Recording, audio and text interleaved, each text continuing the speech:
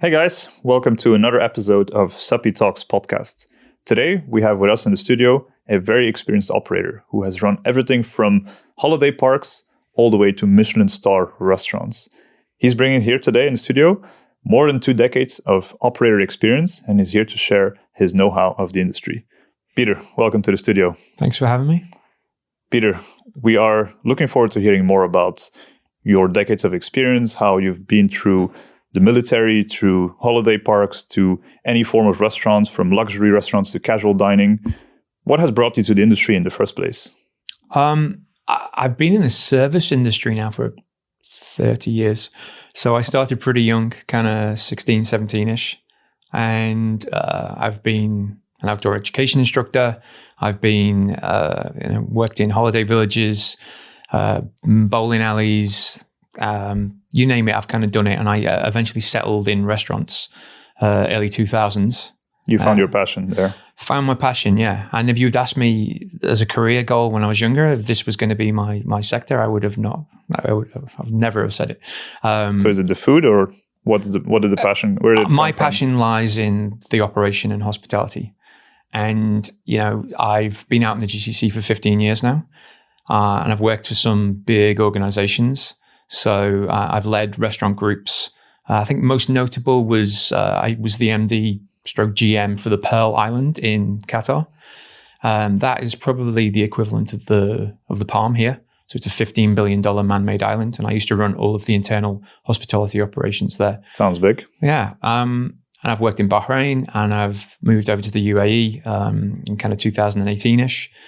I've run many restaurant groups along the last 15 years. But with regards to the last 5 years post-pandemic, I've been an independent consultant because my passion lies in solving issues with operations and hospitality and service roles. And so I do that under the guise of my boutique consultancy, The Restaurant Guru.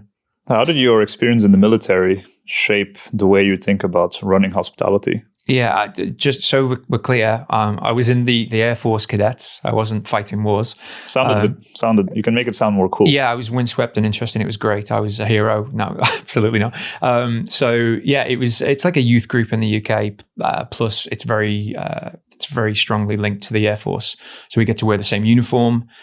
We get to go flying, shooting, outdoor education. I got my pilot's license before I could drive, probably 10 years before I could drive. And it taught a lot of lessons in discipline. That. Yeah, 13 to 20. I moved up the ranks pretty quickly. I became this very loud drill instructor kind of guy, as opposed to the very shy guy I was when I was 13 when I joined.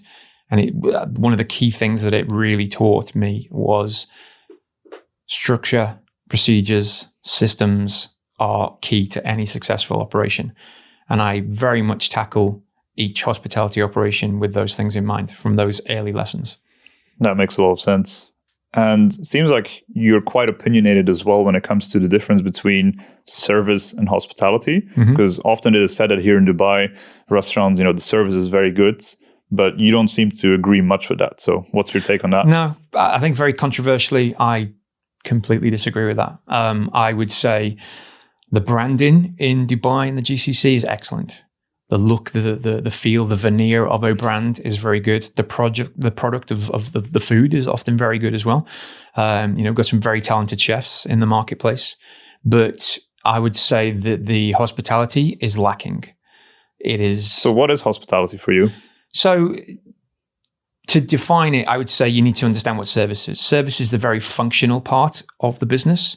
And that would be written down in almost a script, a sequence of service, we call it, or a customer journey. And you, as a server, waiter, would try and accomplish 1 to 10 when serving a guest. But hospitality is the emotional connection between all of the team and the guests walking in the door. And I call them guests and not customers because I want to avoid that transactional thought process that you associate with the word customer. Guest is much more emotional. And so I believe that in the GCC, the service is pretty decent. The hospitality, that emotional connection, it is often lacking. Don't get me wrong. There are some great operators out there who do it well, but it's slim pickings in my opinion. So for you, it's about finding that balance between the military style service, getting it done, process structure, but at the same time, you want that human connection, etc. So how do you get that from your people, from the staff? I would say that when you get any team, especially in a hospitality environment, you have to develop them and you have to put the time and effort into them. And so when you're talking about getting the best out of people, that starts at the hiring process.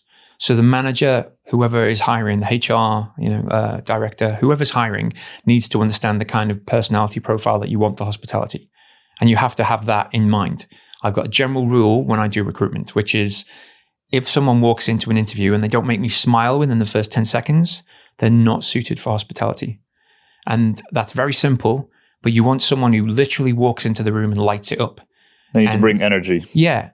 And I've also heard people say you can't teach hospitality or you can't teach attitude. You absolutely can.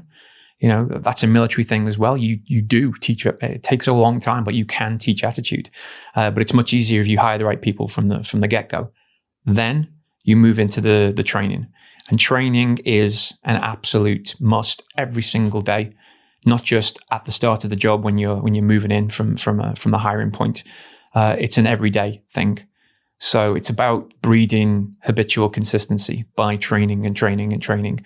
And there's lots of different ways to do that and accomplish that.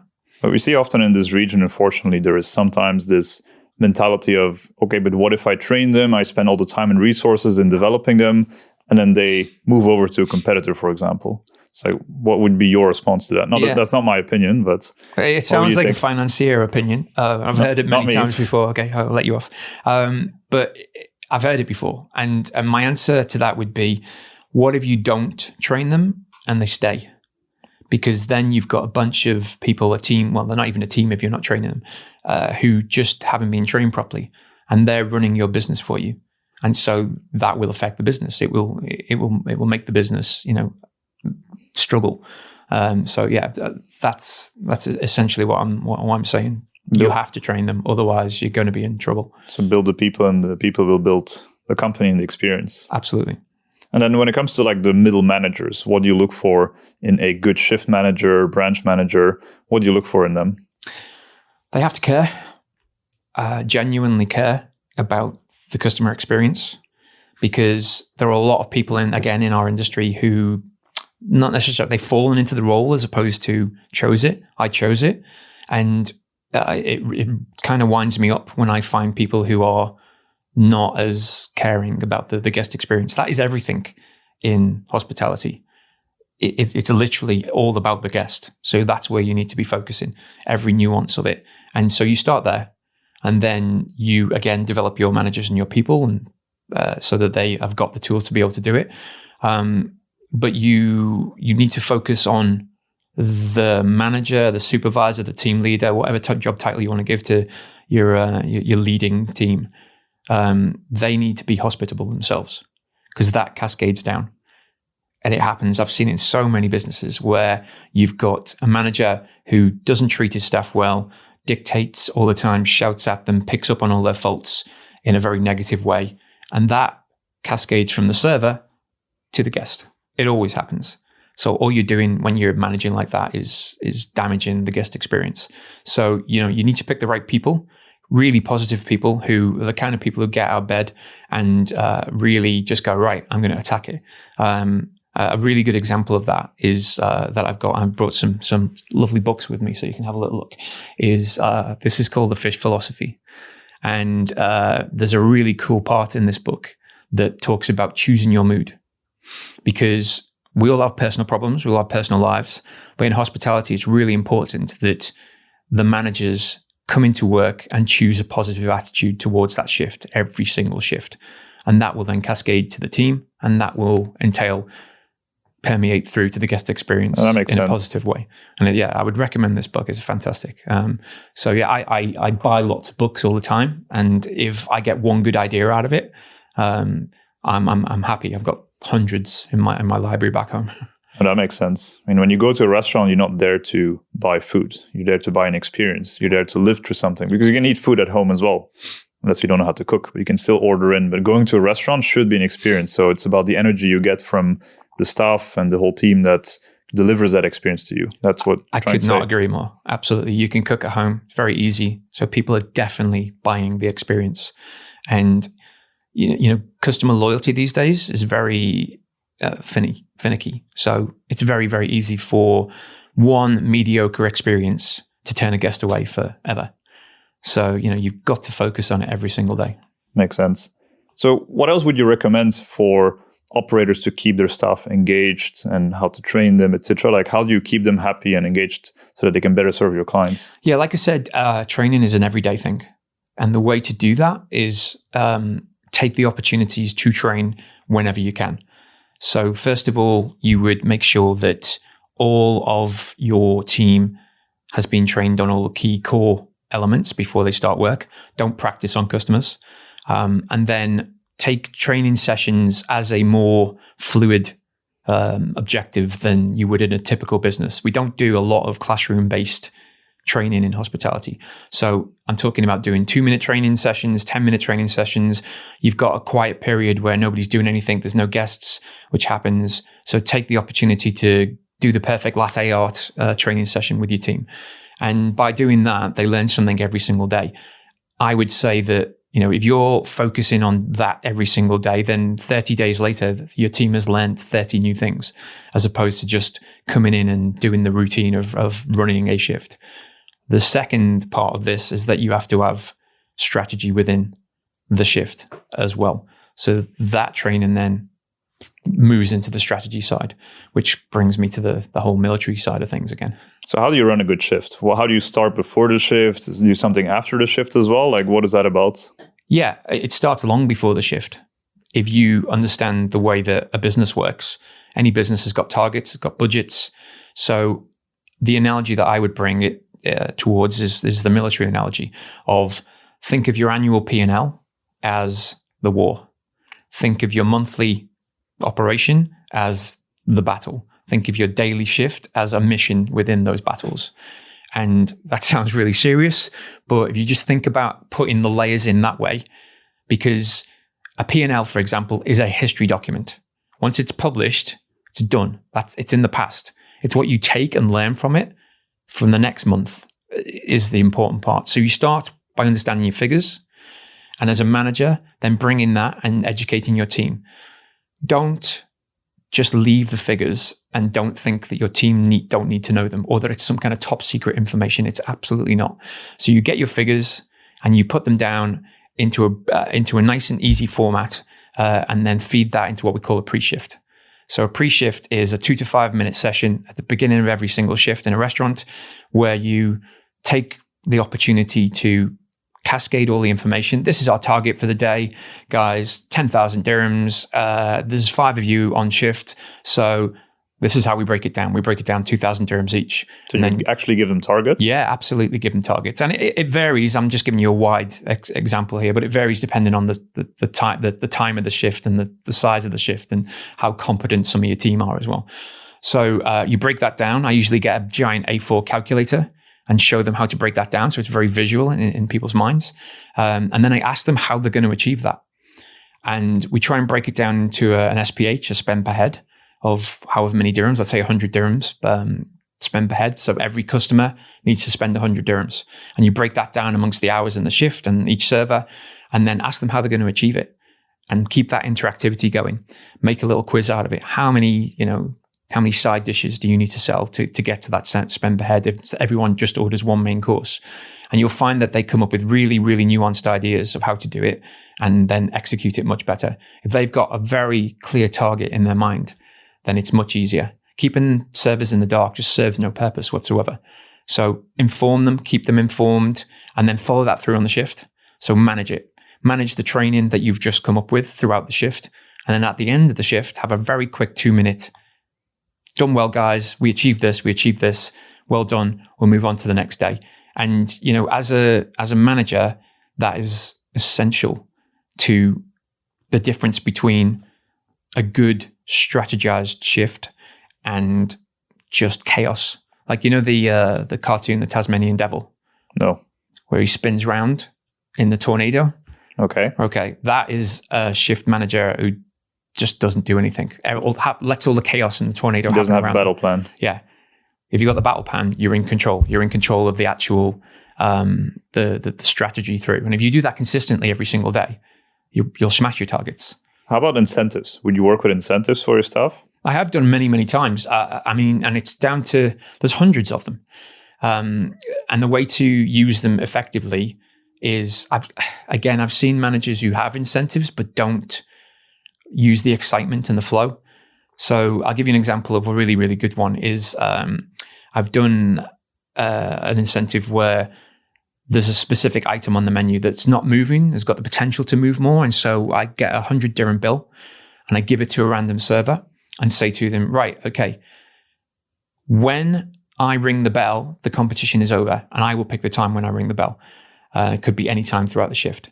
Every time you serve garlic bread and sell garlic bread, then the 100 dirham bill moves to the next person who sold it. And then when the next person sells it, that 100 dirham gets snatched to the next person, to the next person. And then at a random time at the night, I ring the bell, and whoever's left with the 100 dirham bill keeps it. And that keeps the energy levels in the shift up. Because it's very, very easy for the energy levels in a shift to be, ugh. And what we talked about before about managers and the way in which they give energy to people. I think that's really key. So if you can keep that going throughout the shift, that energy level, then you're onto a winner. So gamification is key for gamification and enthusiasm, and just the manager just being more than a key holder and interacting with the team right the way through the shift. I see. So it's interesting statistics about Dubai is that it has approximately 13,000 restaurants, and there is almost 1,000 every year that close. I mean, there's a lot of them opening as well, but there's also quite a few that close every single year. So it seems like it's a industry that has a lot of new entrants, but then also a lot of people exiting it. So why do you think this is? Like, what are operators getting wrong or underestimating when they get into this industry? I think it starts with a lot of people who have got a vision or an idea, but they're not operators. And anyone can come up with a vision or an idea for an F&B concept. I can come up with 10 right now. I'm sure you can. I'm sure you've had it in the past where you've that'd be a great food concept. And that happens a lot here. So I'm not saying don't do it, but the like I said before, the branding of a F&B concept in Dubai and the GCC, they're probably one of the best in the world regionally about doing that. And the veneer and the polished logos and the neon signs, they look great. The menus look really well done. The Instagrammable dishes look amazing. But the operational cohesion is not there. The structure is not there because you've got someone with the vision and the idea but no experience. Because I think from the outside in, a lot of people think, oh, anyone can do F&B because, I've eaten in a restaurant and therefore I can run a restaurant. And they want to be able to bring their friends and... Yeah, there's a bit of bragging rights of I want to pitch myself at the end of the bar with a nice cappuccino and bring my friends and go look at my fantastic cafe and my fantastic restaurant. Then their food cost might be through the roof. Absolutely, yeah. Have high staff turnover or... You burn through cash in F&B if you don't know what you're doing. And you have to have the onus and the honesty within yourself to say, I don't actually know how to run the business side of things. So get someone involved from an operator point who has got success stories and they can actually run an F&B business. And when it comes to, for example, running some operations, like, for example, a stock count, which is something that's typically seen as something very tedious, yet important because it helps you get deeper insights into how you're actually consuming your ingredients. What's your take on how to optimize doing stock count so that you're not wasting too much time, but you're being effective? Well, I think you've got to start with the methodology of your stock count. When I first moved to Qatar, I had an Italian chef, great guy. I still talk to him now, fantastic. And I was used to optimizing my stock by performing weekly stock counts. And those weekly stock counts really do make a difference. And when I moved from the UK to here, I was, why are we only doing monthly stock counts? And the chef was like, they just take too much time. And it was a bizarre sentence to me. So I asked him, well, what do you mean they're taking too much time? And he said, well, they're taking 6 hours. And so I can't do that every week. It takes too much. And so I just thought that was a bizarre answer. Why is it taking 6 hours. We're talking a 150 cover restaurant, Italian cuisine, quite a few items on the menu, but not that complicated. So it shouldn't be taking 6 hours to count unless they had some mystery ingredients I'd never come across before. So I asked him, can I just do a stock count with you? He was like, yes. And I came in at 4:00 in the morning. Why he started at 4:00 in the morning? Because obviously takes time. Yeah, and I was not impressed with that. I like my sleep. So we came in, we did the stock count, and he'd been doing this as an executive chef for 20 years. So what he did was he had a clipboard and it had all the items on it, and he was counting everything by himself. So that was adding time on. Then he would, anyone who's an operator in the restaurant industry knows that each ingredient might have 2 or 3 different homes in a restaurant. So he would start, let's say the item is mayonnaise, and he would go onto the pass and count mayonnaise. And then I saw him walk up the stairs and go to the walk-in chiller and count mayonnaise, and then come back down and go to the delivery bay and count mayonnaise. And the guy must be walking a marathon every time he does a stock count. If you put a pedometer on him, I'm sure it would rack up the kilometers. And I just said to him, why don't you, because I didn't want to patronize him, but why don't you try 2 people counting, and one person flicks back and forth throughout the clipboard, and you just move along the pass and then move to the next area and count all the ingredients there and then count all the ingredients there. And it was like this eureka moment. He looked at me as if I was an alien suggesting Einstein's theory. And he went, oh, and we got it down to 2 hours. And then, so my point is you have to have logical systems in place, not just, and because this guy had been doing this for 20 years and he's very, very good chef, still very, very talented now, but just doing this very bizarre way of doing things. He had a creative mind, but he wasn't very much a process thinker. I imagine the chef who taught him probably did it that way. And, so have the system in place from a human side and a people side and a logical side. And then to move that story to the next section, which was the input into the system, they had this bizarre system whereby the count sheet, the printed count sheet, was not in the same order on the POS that they were using on the input side. So what that did was just to search every time. Yeah. So it made no sense. And it was because they were using a retail-based POS and not a restaurant-specific POS for inventory. So, I know your software is much further along than that and does a really good job of integrating the humanity towards the tech. But it's always going to need a human to just have that common sense and realize, well, this doesn't work. So 6-hour inventory. You cut it down to 2 hours. Cut it down to 2 hours. And time is money in restaurants as well, obviously. So I'm sure he was happier that he wasn't waking up at 4:00 in the morning, but not as happy because I was making him do the inventory every week. Every week. So what do you typically recommend when it comes to the frequency? Because we often hear you should do it monthly, maybe you should do weekly, sometimes daily for certain items. So what's your typical structure for doing stock count? If you've got a variance of less than 5% overall, then monthly is fine. If you've got that variance that goes above the 5% mark, I would recommend weekly. For specific items? No, for the entirety. You could take the consumables off on a weekly basis and just do the food and beverage. But certainly if you've got a variance of more than 5%, it doesn't sound like a lot, but it adds up very quickly. That can be hundreds of thousands of dirhams in a year. So make sure that you're on the ball with it, because it's your inventory is money sitting on shelves is essentially what it is. So you need to keep track of it. And I would say that if you're having serious problems and it's more than 8 to 10% or more of variance, that's scary.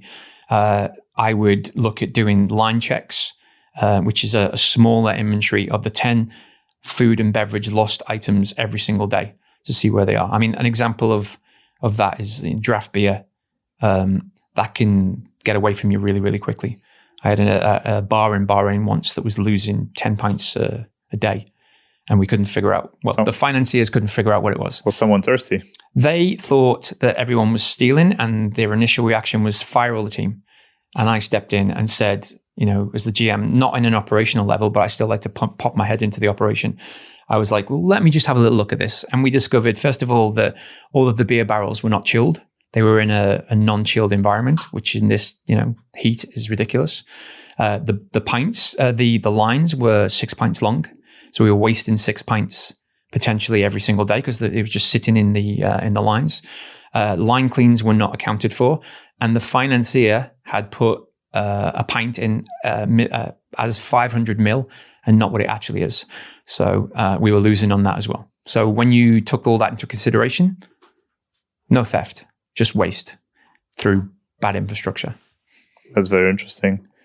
Do you have any more stories of like some crazy variants that you've discovered in some of your operations that you've managed, to where you think that people were making the wrong assumptions, but then actually turned out to be something completely different? First of all, I need to stress that theft, which is a thing, it does happen. That should be your last resort. Don't just assume that, because there are hundreds of different reasons why. What are the top reasons then? Over prep and over ordering, which generates wastes. And there's a couple of really good ways of combating that. So I would say a bar is a really good example. I used to manage bars in various different locations throughout the UK and the Middle East, and I would always see a load of lemons and a load of limes at the end of the shift in a big box, and you can't use them the next day because once the fruit is cut, it starts dehydrating. So they just get tossed. And what we would do is just generate that waste. And I was like, well, hang on a minute, let's look at that. And which it brings you to what the system is. The system is put par levels in place for everything. And a par level is the ordering number of any specific ingredient to bring it up to what you should have in stock at any one point. And then you evolve that into prep levels. So a prep level is a recipe batch or lemons and limes that you prep to for that shift. And common sense from the prep point of view is the business starts dying down at 10 p.m., then prep to 10 p.m. and then just individually cut lemons and limes after that, so that you minimize the waste. And then moving to the par level is if you know you're going to go through 10 bottles of orange juice, then you order so you don't run out. So make sure you've got 11 or 12 bottles in, and have a par level for off-peak, peak, and regular operations. So regular operations is your standard week, and you're like, I need 10 of this, I need 5 of this, and so you don't run out. It's embarrassing when you run out of things, so it has to be balanced. But you write it down on your order sheets. And then off-peak is when you have a really quiet week, so maybe there's some construction going on outside, and it's going to affect your customer flow. Or a peak is when maybe you're close to the World Trade Center, there's a huge event on, and it's going to boost your customer flow, footfall through the door. So just bump that par level up. And if you put those two things in place, in conjunction with other systems that we've talked about, that will mitigate loss on a huge scale. And you before you get to all the human things that can go wrong, that sorts out a lot of the wastage. So look at the system before you blame the humans. Yeah, I mean, that's always the easiest thing to do as well. People just go, right, people are not managing properly, and there's lots of pre-operational concerns to think about. Makes sense. So what's a good variance percentage that operators could aim for? You said if it's above 5%, that's typically considered high. So what's like a good target that you could aim for as an operator? I've always gone for kind of 2.5%. If you can, it might not be attainable by some operations, but it's a good benchmark to aim for. I've got this thing that I brought from the military as well, which is we used to have these paint and leather shoes, and you would need a mirror shine finish for the parade. And so I would buff them. I was obsessed with buffing them, layers and layers of polish to try and get this mirror shine finish. And you can never get it perfect, because as soon as you stop as well, they all crack. So it's a continuous thing. And hospitality, especially inventory management, is akin to that. You've got to continuously polish, and you've got to continuously, as soon as you take your hand off the reins, it goes, it's crazy. So you need to maintain that polish at all times and continuously monitor what's going on. Otherwise, your operation cracks. I see. And one interesting aspect you also mentioned to control your variance is to look at your recipes and to more specifically to make sure you control the portions of these recipes. Because obviously a chef, when he creates a recipe, he likes to maybe freestyle a little bit and add a little bit more chicken, add a little bit more lemon, whatsoever. But how do you implement a process where chefs are properly portioning the correct amount of ingredients into each recipe that they're preparing? I would say that your recipes have to be documented. If you're going to maintain consistency, if you've got multiple sites or multiple chefs running multiple shifts, that you're not going to have that consistency unless you've got documented recipes with illustrations, which is incredibly easy these days. You can just take shots with your phone. You don't need a professional camera, and then the methodology. And that doesn't need to be a long, drawn-out process. Just bullet lists of the key elements and what can go wrong, troubleshooting guide on the recipe as well. So document it all. And just something you just picked up on, which is key as well. The chefs need to understand why the recipes need to be consistent and the food needs to come out consistently. And that is because we are so used to it now. You go into some of the big chain restaurants around the world and you eat a dish and enjoy it. You expect to find the same dish the other side of the world tasting the same thing. So we're so programmed on that. But if you have a really good dish on the menu and 3 different chefs are cooking it 3 different ways, you're going to lose customers. And 9 times out of 10, you'll never hear about it. The customer will just walk out the door and you'll never hear anything. But then you'll have variance. You'll have variance, yeah. And I mean, from a business point of view, I always put the guest experience above the business first, and then the rest of it sorts itself out that way. But certainly the chef just picking their own ingredients and putting it to their own taste profile and adding, it's going to whack out massive variances, which ultimately leads to a bad business as well. But from a guest experience point of view, it's all the human element even comes into that side of things on the logistics and the inventory. So you talked about logistics and inventory, and one important aspect to that is procurement. And if you think about running an F&B business, about 25 to 35% of the costs that you incur, 25% of your revenue, about that percentage goes into the costs of the ingredients that you purchase, the food. So how do you make sure that how do you organize a strong procurement process so that you can keep those costs under control? 25 is great, by the way. That's my go-to figure. High-end fine dining might be a little bit more, and QSR cafe might be a little bit low, but casual dining, 25's ace, because you can break up the 100% of a P&L that way. So I would say first and foremost, you need to have all your recipes documented. When you're tackling the procurement process itself, a lot of restaurant groups have a procurement cost controller, and they're the ones who go and negotiate with suppliers. My advice would be bring the chef to those negotiations. Why? So procurement and cost controllers, they're not chefs. They don't know the ingredients as well. They can learn, obviously, but years and years of being a chef gives you an insight that I certainly wouldn't even have. So bring the chef along because they know, for example, the seasonality of items. They know the specification of items, the difference between the size of prawns, for example. They understand that the prices shift depending on where the ingredients are coming from in the world. And so what they do then is they go along to the negotiation, and chefs are much more likely to bully the suppliers because they're a bit more gruff as well. So send the chef along to say to the suppliers, I want this at this price. And this is where it becomes really true as well. Make sure you lock the prices in contractually.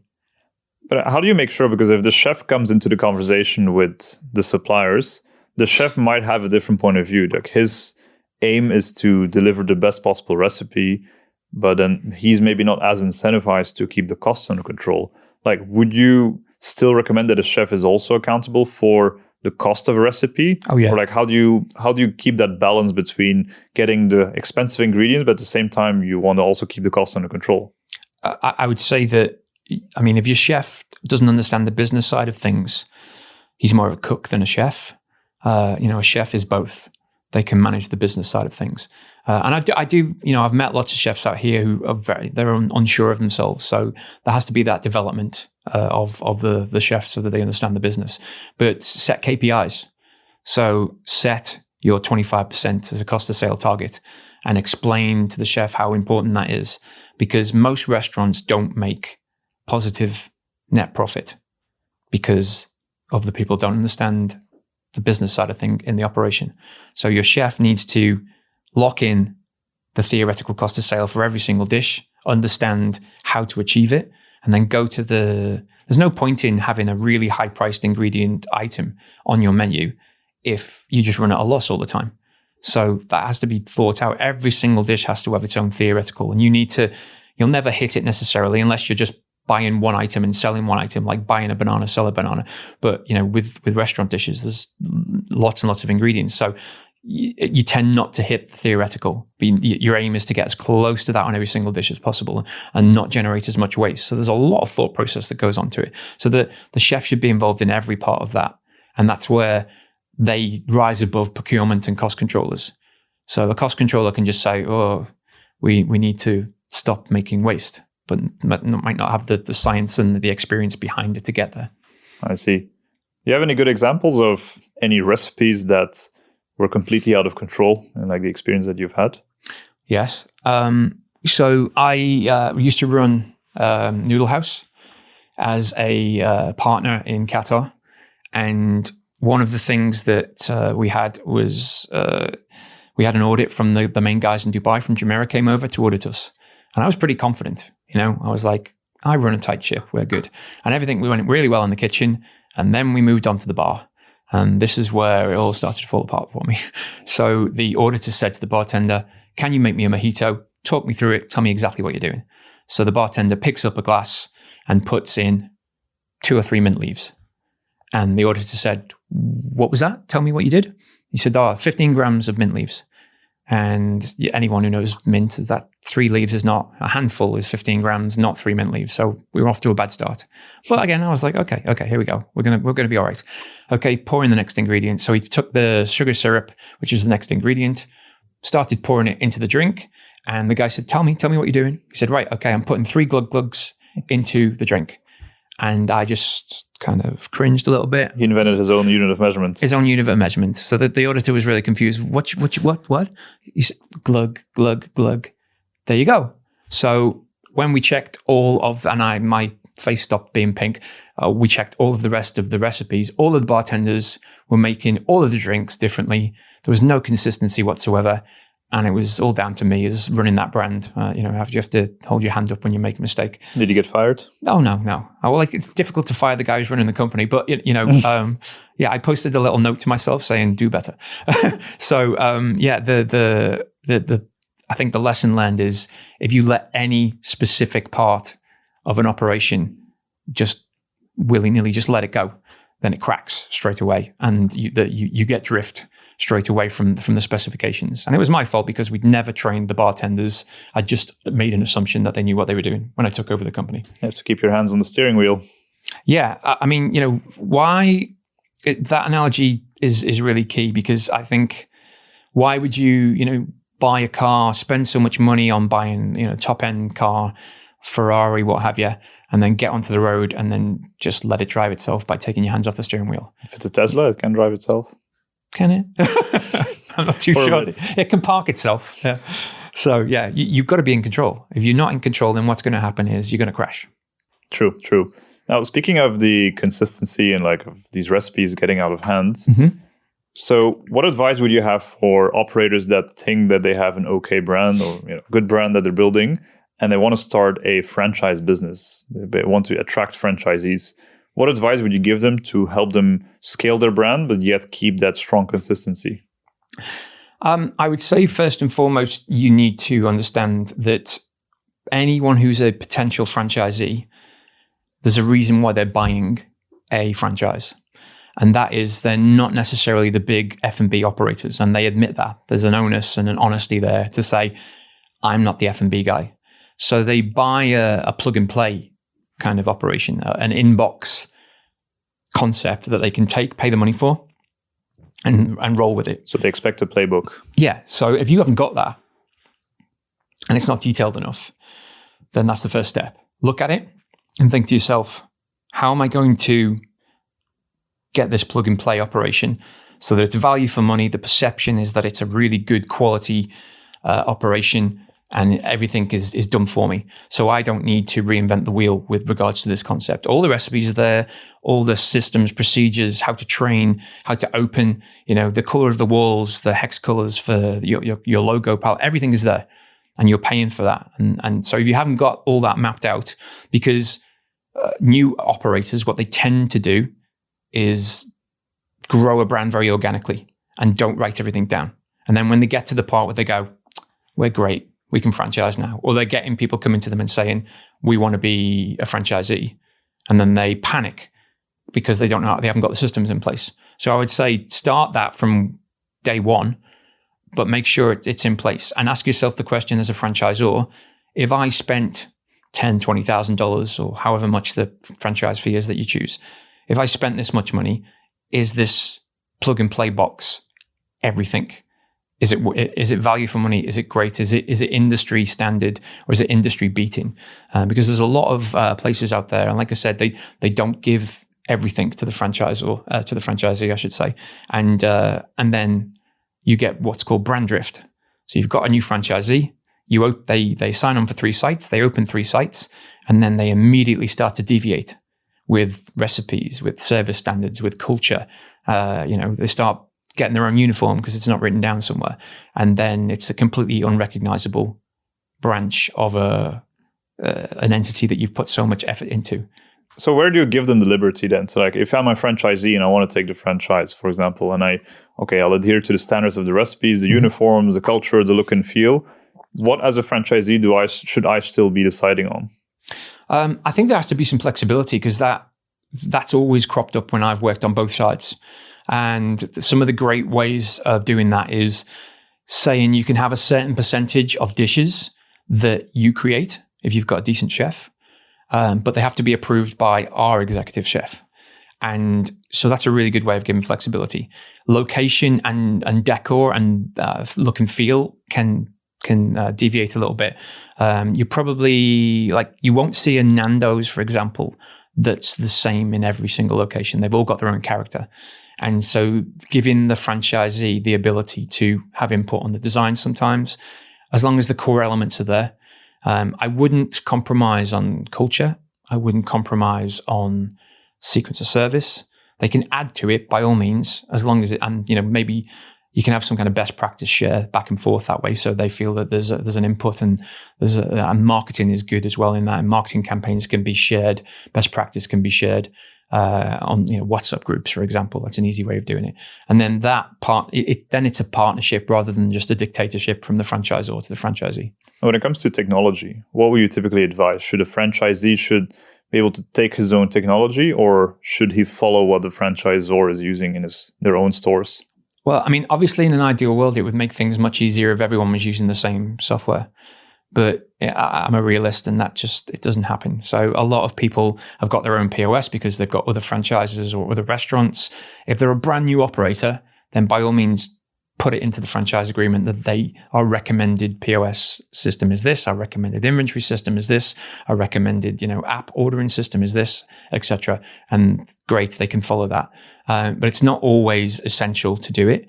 But in an ideal world, it'd be fantastic, because everyone would be uniform then, and the communication would be much easier. But you can always transfer your figures to a spreadsheet and share them that way. I see. Well, great, Peter. This has been very, very insightful. I think we've learned a lot about how to keep your staff engaged, about training, about setting best practices, and keeping your variance under control. So if anyone wants to get in touch with you, how can they find you, Peter?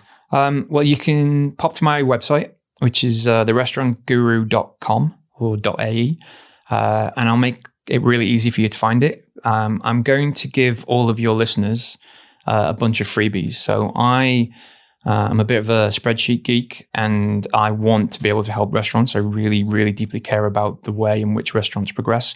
So there's a bunch of tools on my website, line checks, customer journey templates, a bunch of other stuff.